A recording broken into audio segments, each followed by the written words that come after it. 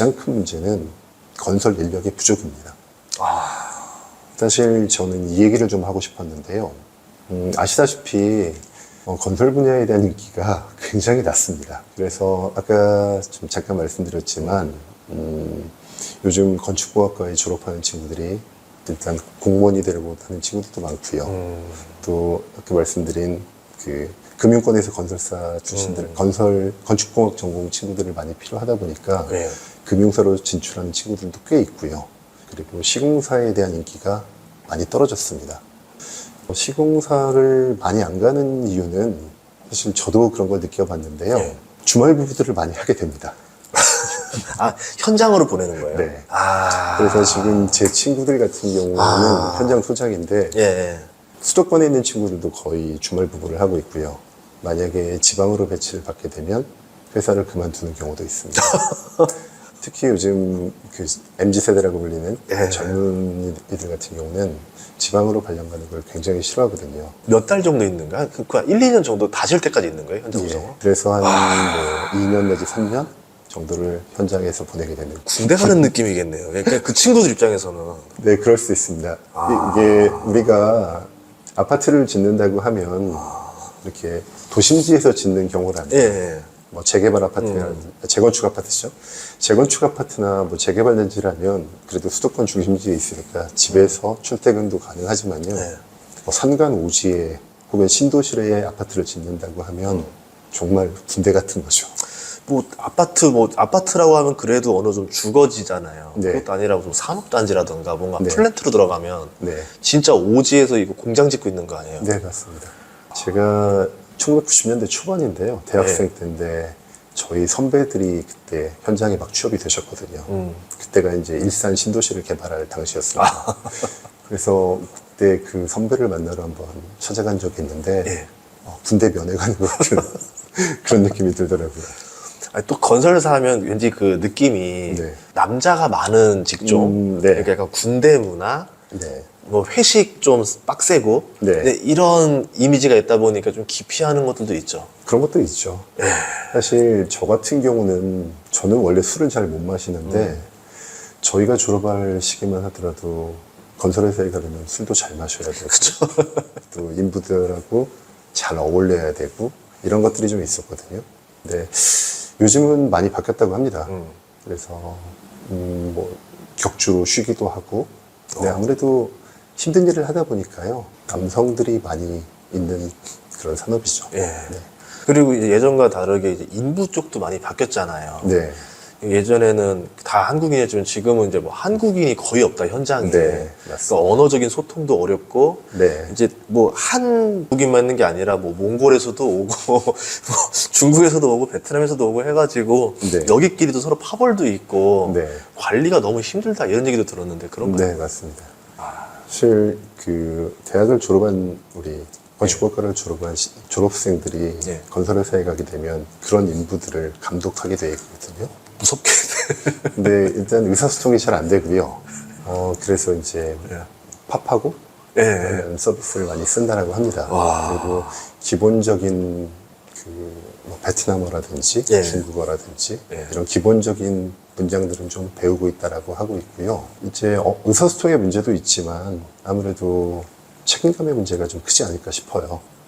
그래서 아무래도 국내 기술자라고 한다면 조금 더 책임감을 갖고 일을 할 수 있겠지만 우리가 해외에 나와서 힘든 일을 하고 있다면 조금 책임감이 떨어질 수도 있지 않을까라고 우려를 하고 있습니다.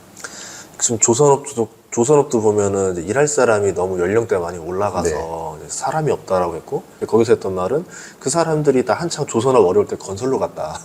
근데 건설업에 무슨 소리냐, 우리도 지금 사람이 없는데 이렇게 돼 있고. 예전에 건설기능공의 연령대에 대해서 한번 조사가 있었는데요. 지금 건설 현장에 가시면 기능공들, 전문 기능공들 중에 저보다 어리신 분이 그렇게 많지 않습니다. 되게 평균 연령이 50대가 넘어갑니다. 그러니까 이제 어떻게 보면은 힘든 일이거나 보니까 이제 기피 현상이 많이 벌어지고 있네요. 그리고 또 궁금한 게 감리를 이제 하는 사람이 따로 있잖아요. 그럼 이 감리를 감리하는 사람은 없어요? 감리가 고용되는 게 시청이라든지 이런 데를 통해서 고용이 되는데요. 분들께서, 담당 공무원들께서 이제 관리를 하시겠지만, 아무래도 이런 전문성이라든지 이런 부분은 좀 떨어지지 않을까라고 생각을 하고 있습니다. 만약에 그러면 좀 제도가 바뀐다라 그러면은 어쨌든 이제 좀 확실하게 이거를 검사를 해야 되잖아요. 네. 그러면 이 감리 분들도 잘 하고 있는지를 체크해주고 이제 확인해줄 수 있는 시스템이 좀 도입되면 이 문제가 좀 사라질 수 있을까요? 가능할 것 같은데요. 또 어떻게 반대로 생각해 보자면 또 옥상옥 구조가 되는 게 아닌가 싶어요. 네. 그러면 또 감리를 감독하는 사람을 또 누가 감독을 할 것이며 또 그 사람을 또 누가 감독을 할 것이며 네.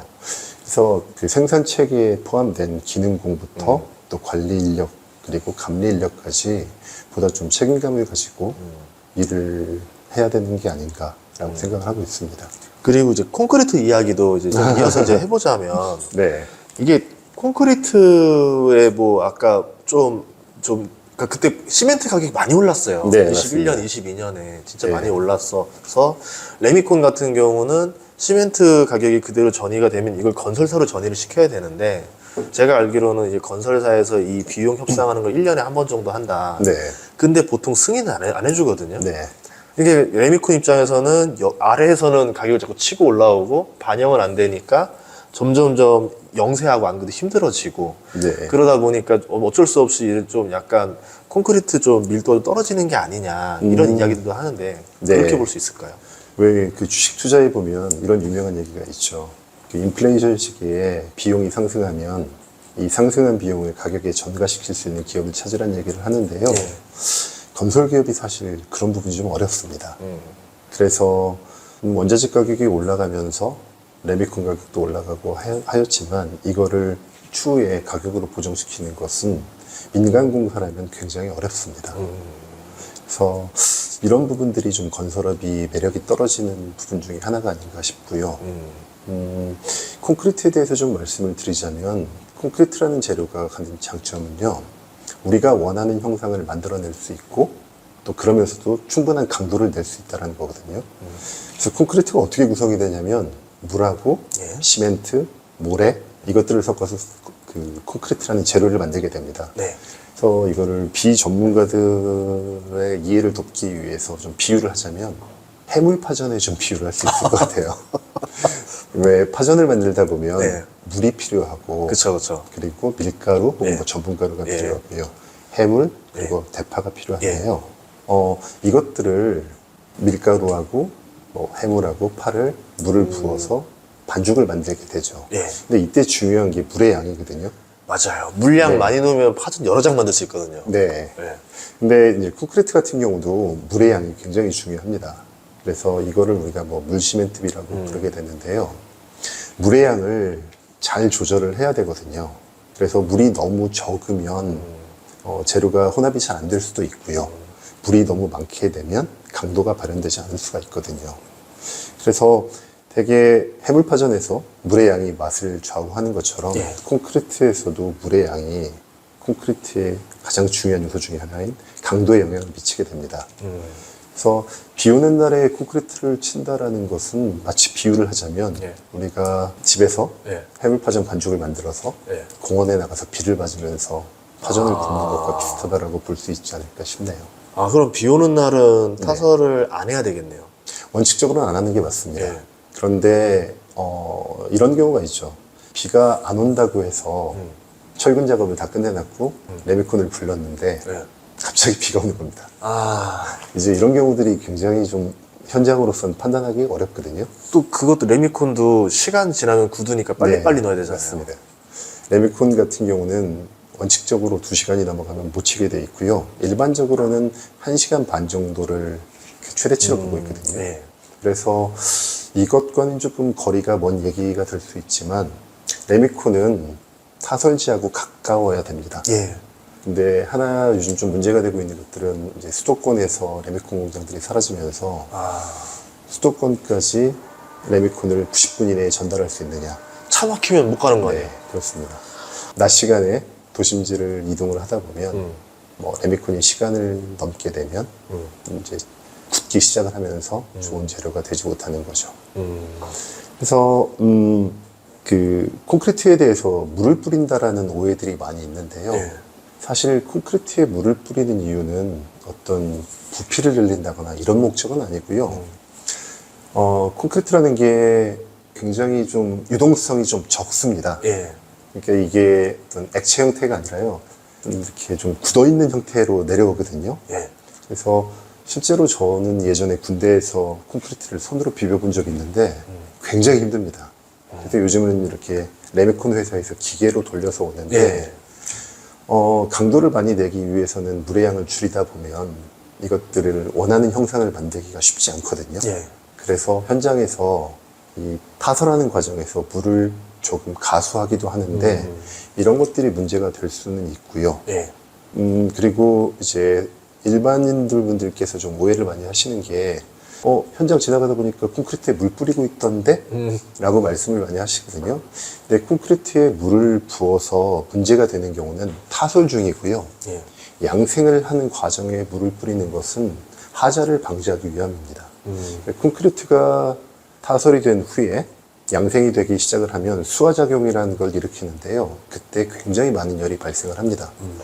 그래서 이렇게 건설 현장을 지나가다 보면 수증기 같은 게 올라올 때가 있는데 그게 콘크리트에 수화열이 올라오는 거거든요. 그래서 네. 그 열이 강하게 올라오다 보면 네. 콘크리트 내부와 외부의 온도 차이에서 크랙 같은 것들이 발생을 하거든요. 그래서 열을 식혀주는 의미에서 물을 조금씩 뿌려주고 있습니다. 그러면은 실질적으로 콘크리트에서 문제가 나려면 레미콘에서 애초에 작업해서 올 때 좀 농도를 떨어뜨려서 오는 방법 외에는 현장에서는 그렇게 많지는 않겠네요. 사실 콘크리트는 아까도 말씀드렸지만 요즘은 현장에서 거의 비비지 않습니다. 예. 공장에서 가져오기 때문에 거의 공산품이라고 볼 수 있거든요. 그런데 최근에 그 검단자의 조사 결과를 보면 콘크리트의 설계 강도는 24메가파스칼인데 실제 강도는 16.9메가파스칼밖에 안 나왔다라고 그래요. 그래서 많은 건설인들이 이런 공산품을 갖고 왔는데 어떻게 이렇게 강도가 낮게 나오느냐에 대한 의문을 많이 품고 있거든요. 여기에는 여러 가지 이유가 있을 것 같아요. 근데 가장 큰 이유는 일단 골재에서 문제가 있는 것 같아요. 콘크리트의 강도를 내기 위해서는 좋은 골재를 써야 되는데 네. 가장 좋은 골재라면 뭐 강모래, 예. 강자갈입니다. 그리고 그 외에 뭐 산모래, 바닷모래 이런 것들을 쓰고 있는데요. 산모래나 바닷모래 같은 경우는 모래 표면에 이물질이 많아서 세척 비용이 굉장히 많이 들어갑니다. 그러다 보니까 시멘트하고 부착력도 많이 떨어지게 되고요. 그래서 강모래나 강자갈을 기준으로 배합 설계를 하게 되고 이 배합 설계에 맞춰서 콘크리트의 강도가 결정이 되게 되는데요. 강모래와 강자갈을 구하기가 굉장히 어렵습니다. 그쵸. 이제 파먹을 만큼 파먹는 건데. 그래서 가끔 그런 얘기 들었거든요. 여기는 강모래 썼었고 이쪽 지역은 네. 옛날 이 시기에는 바다모래를 좀 써서 문제가 됐던 지역이다. 뭐 이런 얘기 들었던데 네. 그런 건가요? 네. 그래서 강모래와 강자갈을 쓴 단지들은 강도가 그래도 좀 좋게 나오고요. 바닷모래나 산모래를 쓴 경우는 그 강도를 좀 더 내기 위해서는 시멘트를 더 써야 되는데 문제는 시멘트를 더 쓰는 과정에서 시멘트의 물량이 늘어나게 되고요. 특히나 시멘트의 단가가 많이 올랐기 때문에 그런 것들을 하기가 어려워지는 거죠. 그래서 제가 좀 몇 가지 현장에 있는 분들에게 들은 얘기가 있는데 일단 첫 번째로는 그 골재에 문제가 있다. 네. 골재 수급에 어려움이 있다라는 얘기가 가장 컸고요. 네. 이제 두 번째는 우리가 콘크리트를 치게 되면 이 콘크리트에서 콘크리트를 붓기 전에 약간 샘플링을 하게 됩니다. 그래서 이 콘크리트가 규격에 맞는지 그렇지 않는지를 테스트를 하게 되거든요. 예. 그런데 테스트를 하는 환경하고 실제로 콘크리트가 타설된 현장에서는 환경 차이가 큰 거죠. 그래서 우리가 똑같은 레미콘에서 샘플을 가져왔다 하더라도 이 샘플을 양생시키는 곳은 실험실이고요. 그리고 이 샘플을 채취한 레미콘이 타설되는 건설 현장은 뭐 비바람도 맞기도 하고 추위에 노출되기도 하고 그렇거든요. 예. 그러다 보니까 우리가 시험체를 만든 이런 우리가 이걸 공시체라고 부르는데 공시체에서 나오는 강도와 현장 강도가 다른 경우도 존재를 하고요. 예. 그리고 저도 이번에 이제 이 부분에 대해서 조사를 하다가 정말 믿기지 않는 얘기를 들었는데요. 아마 이것도 철근좌 논쟁과 좀 비슷한 것 같아요. 한쪽에서는 그럴 일이 절대 없다라고 예. 말씀하시는 분이 있고, 한쪽에서는 그런 일이 있었다라고 얘기하시는 분도 있었는데, 그게 어떤 얘기였냐면, 일반적으로 콘크리트를 153제곱미터를 칠 때마다 한 번씩 샘플링을 하게 되어 있습니다. 예. 그래서 콘크리트 트럭이 일반적으로 6세제곱미터를 운반을 하거든요. 그러면 25대에 한 대 정도, 또 어떤 현장은 20대에 한 대 정도 샘플링을 하게 되어 있거든요.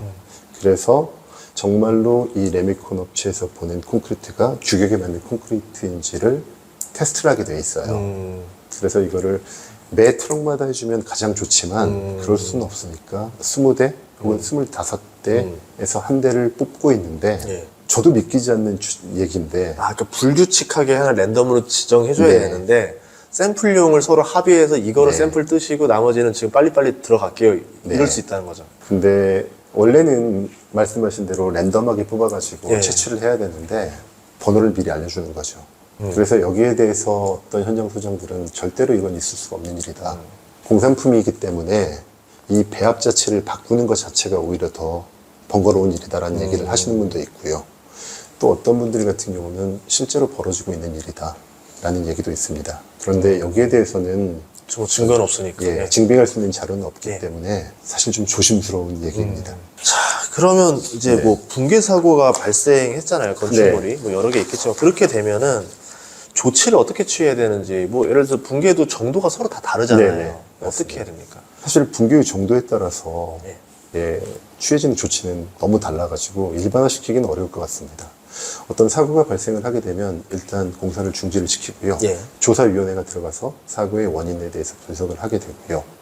여기에 따라서 뭐 경중하다거나, 그러니까 이게 그렇게 심각하지 않은 문제라고 하면 이 원인을 제거를 하고 공사를 재개하기도 하고요. 이 문제가 굉장히 심각한 문제라고 한다면 이번처럼 재시공을 하게 되죠. 참고로 우리나라에서 재시공이 있었던 사례는 딱 2번이라고 하더라고요. 광주에 하나. 예. 맞습니다. 또 있어요. 이번에 근데 그게 원래 기준상 그 정도까지였던 거예요? 아니면 그 정도는 아닌데 그냥 재시공을 한 거예요? 여기에는 좀 여러 가지 얘기가 있습니다. 그래서 아직 풍문이기 때문에 예. 정확히 말씀드릴 수는 없는데, GS가 재시공을 결정한 데에는 철근도 문제가 있었지만 콘크리트 강도가 안 나왔기 때문에 재시공을 받아들였다는 얘기도 있고요. 이거 역시도 아직은 확인되지 않은 얘기라 조금 조심스럽긴 한데, 현장 커뮤니케이션에서 좀 문제가 있었다는 얘기가 있더라고요. 그러니까 그 조사 보고서에 의하면 이 콘크리트 위에 토사를 얹었는데, 예. 조경 작업을 해서 토사를 가져왔는데 콘크리트가 완전히 굳기 전에 서포트를, 건축에서는 지지대. 예. 이 지지대가 있는데요. 예. 지하 작업을 위해서 이 서포트를 제거를 했고, 아, 여기 좀 급하니까 좀 빼봐 이래서 갖고. 이 토사의 압력이 없었다면 문제는 없었을 것 같아요. 예. 그래서 지하 작업을 위해서 서포트는 제거를 한 상태였고, 그리고 서포트가 제거되었다는 것을 몰랐던 토목에서는 조경 작업을 위해서 토사를 설계 강도보다 더 높게 쌓은 거죠. 그래서 일각에서는, 이거 역시도 제가 현장 조사를 들어가지 않았기 때문에 화가 날 수는 없지만 그런 어떤 의사소통 체계에서도 문제가 있지 않았나라고 보고 있습니다. 이게 그 가끔 보면 이런 얘기 종종 들었거든요. 일반적인 상가주택 4층짜리 네. 얘기 보면 옥상에서 네. 애들 수영하라고 수영장 만들어 놨는데 그 그냥 이런 거 진짜 튜브로 된 거 했는데 네. 그게 물만 봐도 30톤이 넘는다. 네. 그래서 이게 막 크랙이 생기기도 했다 이럴 네. 정도로 그 위에 토사 얹는 것도 굉장히 부담이 가나 봐요. 네, 그럼요. 흙의 무게가 이 설계 강도보다 훨씬 더 컸다라고, 제가 정확한 수치는 지금 기억을 못하고 있는데요. 네. 이런 거죠. 조경 사업을 하게 되면 이렇게 흙을 펴게 되는데, 예. 처음에 흙을 받아올 때는 이렇게 쌓게 되는 거죠. 아, 한쪽으로 네. 하중이 몰려 있구나. 그래서 한쪽에 하중이 실리게 되는 거죠. 아니면은 좀 어느 정도 이런 경우도 있겠네. 콘크리트만 괜찮다라고 그러면 철근 보강 작업이라는 게 있죠. 네. 예전에 세종시 모 아파트가 그렇게 했었던 걸로 알고 네. 있는데 그래서 보강 작업이 됐으니까 문제 없다라고 하면 이제 그런 경우는 문제 없게 볼 수 있는 건가요? 구조적으로는 네. 문제가 없을 수도 있습니다. 그런데 안전에 관한 부분은 어떤 기술적인 문제 이외에 감정적인 문제잖아요. 안전이니까. 아파트는 또 투자의 대상이거든요. 그래서 가장 걱정하는 건 집값이 떨어진다라는 걱정도 작용을 하겠죠. 그래서 저는 제일 문제 중에 하나가 네. 입주했던 아파트를 보면 하자 엄청 많거든요. 저도 이제 입주 몇 번 하면 진짜 30개 이상 나와요. 네.